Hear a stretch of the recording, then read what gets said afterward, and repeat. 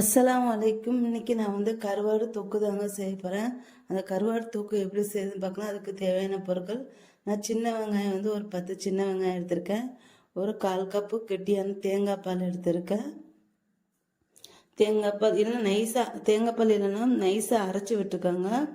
அடுத்து வந்து 4 medium size தக்காளி வந்து நல்லா நைஸாக அரைச்சிருக்கேன், அதையும்.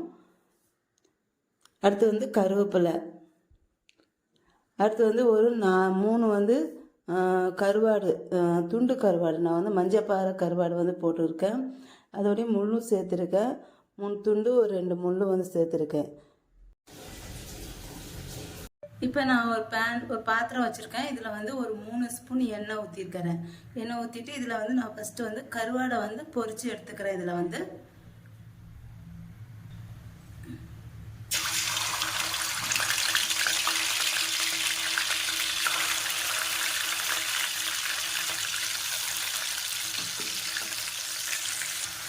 இப்போ இந்த கருவாடு வந்து பொரிஞ்சிருச்சு. இப்போ இந்த கருவாடை வந்து நான் வந்து எடுத்துக்கிறேன். இந்த கருவாடு வந்து கொஞ்சம் கரையும், ஆனால் கருவாடு டேஸ்ட் வந்து சூப்பராக இருக்கும். இது வந்து இப்போ இதை எடுத்தாச்சு. இப்போ இதில் வந்து நான் கொஞ்சம் வெந்தயம் போட்டுக்கிறேன். வெந்தயம், அடுத்து கருவேப்பிலை போட்டு அப்புறம் வெங்காயம் போட்டுக்கிறேன். வெந்தயம் வந்து பொரிஞ்சுக்கணும். பொரிஞ்சதுக்கப்புறம் வெங்காயம் போடணும். இப்போ வெந்தயம் பொரிஞ்சிருச்சு. இதை வெங்காயம் போட்டுக்கணும். இது வந்து நாங்கள் வந்து பருப்பு ரசம் இல்லைன்னா தயிர் சாதம் இந்த மாதிரி வச்சுட்டு இந்த கருவாடு குழம்பு வைப்போம். சாப்பிட்டுக்கு ரொம்ப நல்லாயிருக்கும். அந்த கருவாடு குழம்புக்கு சரி, அந்த தயிர் சாதத்துக்கு, அப்புறம் வந்து பருப்பு ரசத்துக்கு இது ரொம்பவே நல்லாயிருக்கும். இப்போ இந்த வெங்காயம் வந்து நல்லா வதங்கிக்கணும். அடுத்து நான் வந்து புளி வந்து ஃபஸ்ட்டு வந்து சொல்லாமல் விட்டுருக்கேன். அந்த புளி வந்து நீங்கள் வந்து சேர்த்துக்கோங்க. நான் வந்து புளி வந்து இவ்வளோ வந்து புளி சேர்த்துருக்கேன். இது வந்து ரொம்ப பிடிக்காது, அதனால் நான் கொஞ்சம் சேர்த்துருக்கேன். இப்போ இதை நல்லா கரைச்சி எடுத்து வச்சுக்கணும். இப்போ இந்த வெங்காயம் வந்து நல்லா வதங்கிடுச்சு. இந்த மாதிரி வதங்கிக்கணும். வதங்கினதுக்கப்புறம் இதில் வந்து நான் 1 ஸ்பூன் மிளகாத்தூள் வந்து சேர்த்துக்கிறேன். தீயை வந்து குறைச்சி வச்சுக்கோங்க. குறைச்சி வச்சுட்டு மிளகாத்தூள் சேர்த்துக்கோங்க.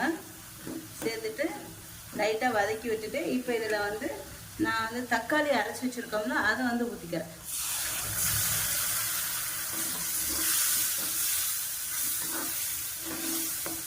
இப்போ தேவையான அளவு உப்பு சேர்த்துக்கிறேன். உப்பு சேர்த்தாச்சு. இப்போ இதில் வந்து ஒரு 1/4 கப் தண்ணி வந்து ஊற்றிக்கிறேன்.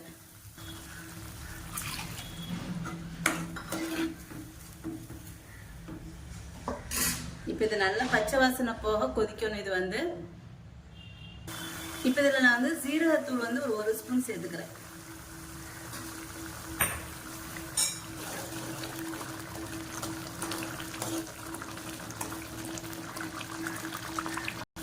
இப்போ இதில் வந்து இந்த குழம்பு வந்து நல்லா பச்சை வாசனைலாம் போய் இந்த பாருங்க இந்த மாதிரி ஆயிடுச்சு. இப்போ இதில் வந்து நான் புளி தண்ணி வந்து ஊற்றிக்கிறேன்.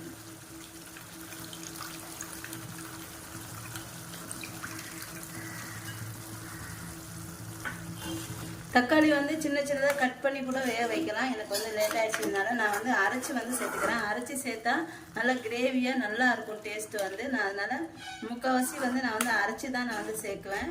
அதேமாதிரி சின்ன சின்னதாக கட் பண்ணி போட்டாலும் நல்லா டேஸ்ட்டாக இருக்கும். அது தக்காளியெல்லாம் நல்லா கரைஞ்சிட்டு ரொம்பவே நல்லாயிருக்கும்.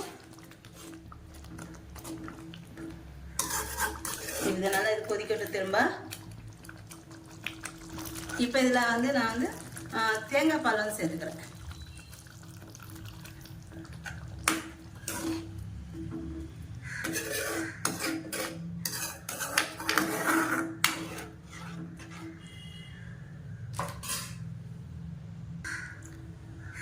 இப்போ இதில் நான் வந்து ஒரு 1/2 ஸ்பூன் சாம்பார் தூள் வந்து சேர்த்துக்கிறேன்.